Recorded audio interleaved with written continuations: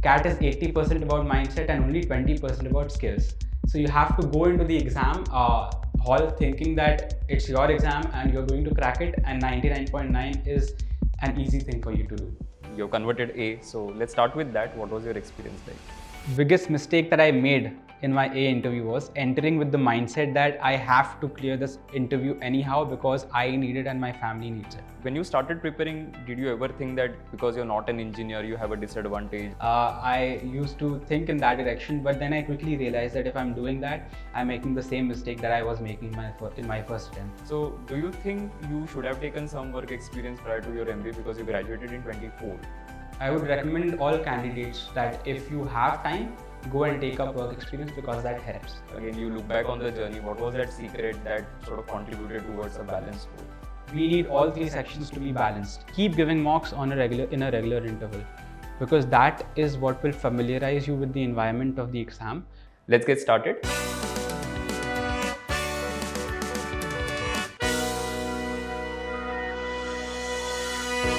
Hi everyone.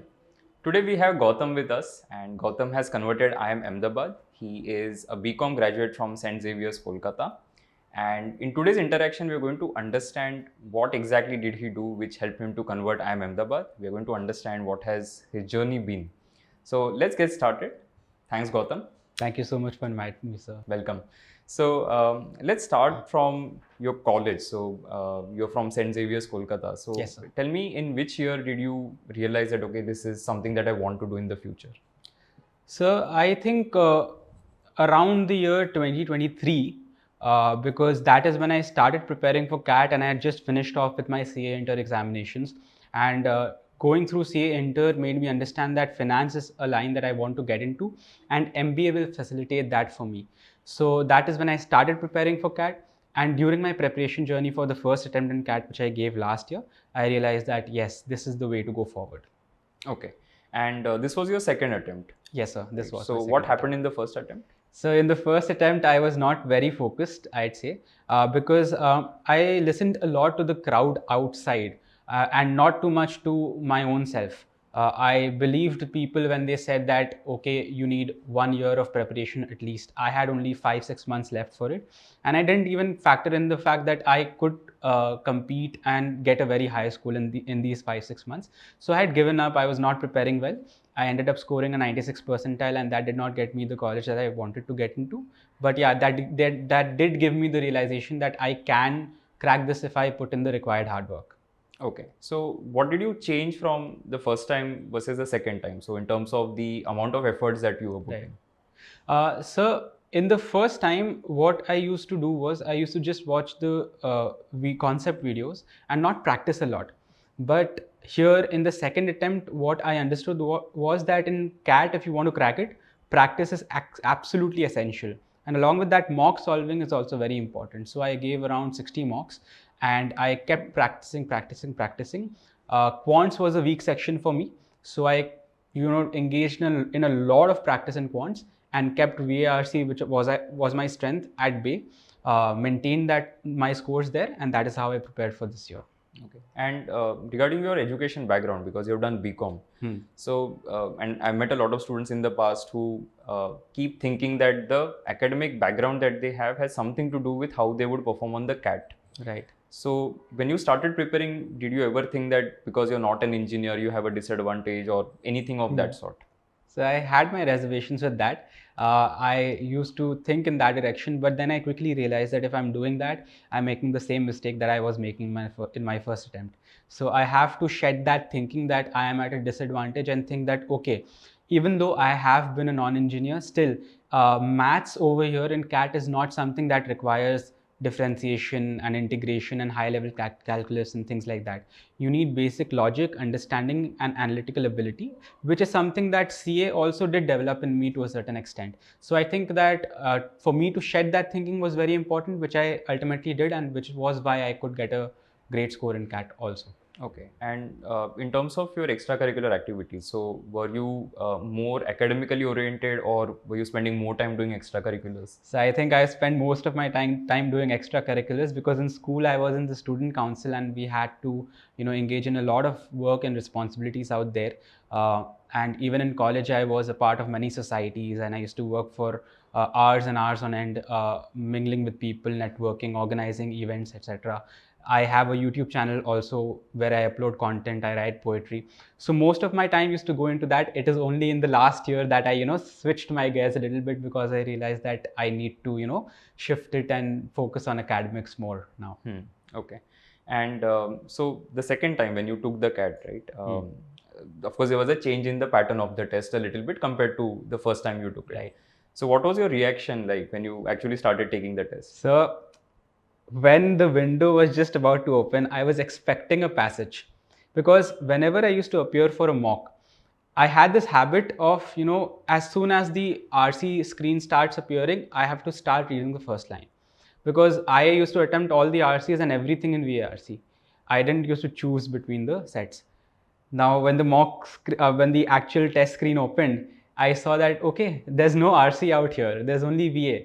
So first I was taken aback that what is happening? Has the pattern changed unusually? Is there some difference now? But then I thought, okay, let's not, let's be a little calm. Let's take it as it goes. Nothing has changed. I'm well prepared for this. And if this is happening with me, it's happening with everyone. So I don't need to stress out about that. So calmness is something that I tapped into right at that moment, and that helped me. Okay. And what about DLR? Because again, the number of questions changed this time. Sir. So I think there was some understanding of it beforehand only, that the DLR section might change a little bit. So I was prepared for a change. But the easiness of the DLR section this year, that is something that I was not prepared for. So as soon as I entered the DLR section, I had to reorient myself and say to myself that no, 2 sets being solved in this paper is not going to be enough. I need to solve 3 sets at least. So that quick shift is something that I had to engage in right when I entered the DILR section and saw that candlestick chart set that came up in front of the screen. Okay. And while you were preparing, were there any particular areas where you mentioned that quant was something that you had to work on? But apart from that, any other areas where you had to really work? So I think during the middle of my preparation journey, my strong section VARC started fumbling a little bit. The scores kept fluctuating. I was suddenly getting low scores, a string of low scores in VARC. So the upkeep in QA and the upspringing of marks in QA was counteracted by VARC, and I had to focus on that again. And the way I did that was, whenever I used to appear for a mock of IMS, after appearing for that mock, I used to look at the RCs again of the particular mock, and I used to write down the key points of every paragraph and the whole passage itself. And that way I used to improve my understanding of the same passage, and it would help me understand my flaws in thinking. So that is one small trick I used to play in VRC to improve that when it went wrong. Okay. And what happened then finally on the D-Day? What were your scores like? So in section wise? Yeah. So in VARC, I got a 99.57 percentile. In DILR, I got a 99.51 percentile. And in QA, 99.79 percentile. Okay, so you have a pretty balanced score. Right, sir. So what's the secret? If again you look back on the journey, what was that secret that sort of contributed towards a balanced score? So I think it's very simple. We as CAS students, we tend to give undue weightage to one particular section, like I was doing with QA in the beginning. But I had it in mind that if I give this undue weightage to it till the end, I'm going to suffer. We need all 3 sections to be balanced. So as I said, in the middle, when my VARC started going down, I had to retrack and get back to it. So giving equal amount of time to all 3 sections is the only way you can get through, and practice is the only way. Okay. So you took the CAT, calls started coming in. So what was your reaction like? So after I got my CAT score, I was actually prepared for getting calls from A and C, not B, because I knew that I did not have any work experience. But A and C, I was prepared that yes, I will get a call. So I started my preparation for GDPI as soon as possible. I was not particularly surprised when I got the A call, but I was happy when I got the call. Okay. And let's talk about interview experiences now, because you converted A. So let's start with that. What was your experience like? So actually, the biggest mistake that I made in my A interview was entering with the mindset that I have to clear this interview anyhow because I need it and my family needs it. whenever you enter with that mindset, you've lost half the battle. You have to be confident in yourself, and that's the mistake I made. I was not very confident, and I was thinking that I have to convert it. Now, when I entered, they started by asking me very simple questions: where are you from? And I started anticipating a lot of things beforehand. Okay, if they're asking me where are you from, they'll ask me, okay, tell me something about this place. What have you experienced in this place, etc. They asked me nothing like that. But at a certain point, they started asking me controversial questions about Kolkata, which is the place I am from, like about the political atmosphere there. And I had to navigate through that very maturely. That was a little difficult because I was overthinking a lot during the interview, but somehow I was able to manage that and get through. And in general, you read politics a lot. So Not a lot, sir. I think the politics is the least read area for me. But for the GDPI preparation part, I had to read a lot. So that is how I was able to manage. okay. And what about some of the other calls that you had? What were the experiences So like? I had calls from all the institutes apart from IIM Bangalore. So in IIM Calcutta, I had a better experience than Ahmedabad, and I converted IIM Calcutta also.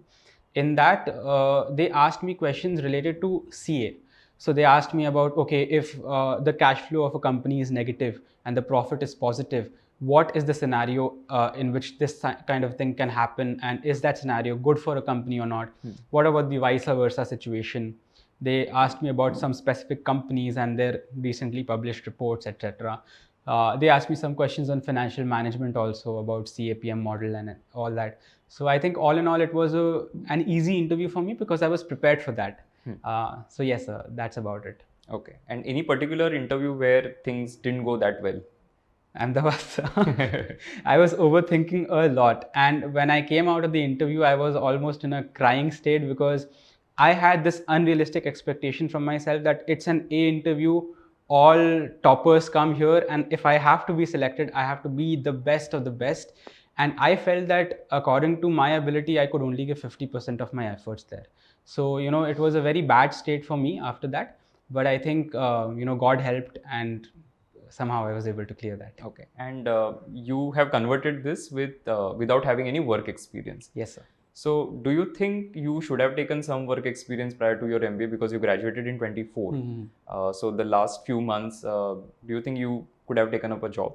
So now that I look back, definitely, if I tell you very honestly, I think that I should have taken a work experience, because I would recommend all candidates that if you have time, go and take up work experience, because that helps. But at the same time, I feel that an Indian MBA offers you this advantage that you are allowed to do an MBA as a fresher. Most of the countries abroad, most of the institutes abroad, they have this clause that you have to have 4 years of work experience or something like that. So I think I could have taken work experience, but at the same time, if I did, maybe I wouldn't have been able to get the score that I did. So there are trade-offs, and I think that I would stay with my decision, although at the same time, I feel that WorkX would have been better. Okay. And again, if you reflect on the journey that you have had, anything that you would like to change apart from this work experience thing that we discussed? So one thing that I'd like to change is my mindset. Now the mindset is sufficiently changed, but initially I had many reservations in my mind about, okay, what are other people saying? Do I have any chances or not? I used to be the person who used to upload my profile 997 on many YouTube video shorts and platforms and ask for, suggestion that, okay, is my profile strong enough? That doesn't do any good. In my opinion, if you have a good CAT score owing to your good performances and your hard work, and you have a good interview owing to your confidence, I think that can make or break anything for you. So not listening to the world and listening to my heart is something that I would like to change. Okay, great. Any tips for students who are watching this, because everybody's preparing for CAT 25 or 26. So any tips that you would like to share? So one thing that I find extremely essential in CAT preparation is that you have to start mocks very early on. Even if you have not started your preparation, give a diagnostic mock, and keep giving mocks in a regular interval, because that is what will familiarize you with the environment of the exam, your own flaws, where you are going wrong, what your strengths are, what you need to work on, etc., etc. So that's extremely essential. Along with that, I'd say that once you're done with the skill set development of LRDI set solving, you should move on to LRDI sectionals also. Because LRDIMA, sir, I think the game is about set selection. So if you do not have that pressure environment of a sectional where you have to select or reject one set, I don't think that you'll develop that ability in LRDI. So that's also extremely essential. And the last thing I'd say, sir, is again mindset. CAT is 80% about mindset and only 20% about skills. So you have to go into the exam hall thinking that it's your exam and you're going to crack it, and 99.9 is an easy thing for you to do. So that's all. Okay. And what has been the reaction of family and friends? So everybody is very, very happy. My mom and dad, they had tears of joy. And I think that my mom and dad, both of them, more than my efforts, it's been their efforts. So I couldn't be more grateful for having such parents. And to see those tears of pride in their eyes, that is the biggest achievement for me. Okay, great. What's the future plan? So as of now, I want to break into finance. So investment banking is a preferred field for me. If I get any of Goldman Sachs or JP Morgan, I'd be happy, and I'll be working towards that at IIM Ahmedabad. Okay, great. To all the viewers, thank you so much for watching, and I hope you have learned a lot from this interaction that we had with Gautam. It was great having you, Gautam. Thanks for joining us. Thank you so much. It's been my pleasure. And wish all of you all the best. Thanks. Bye.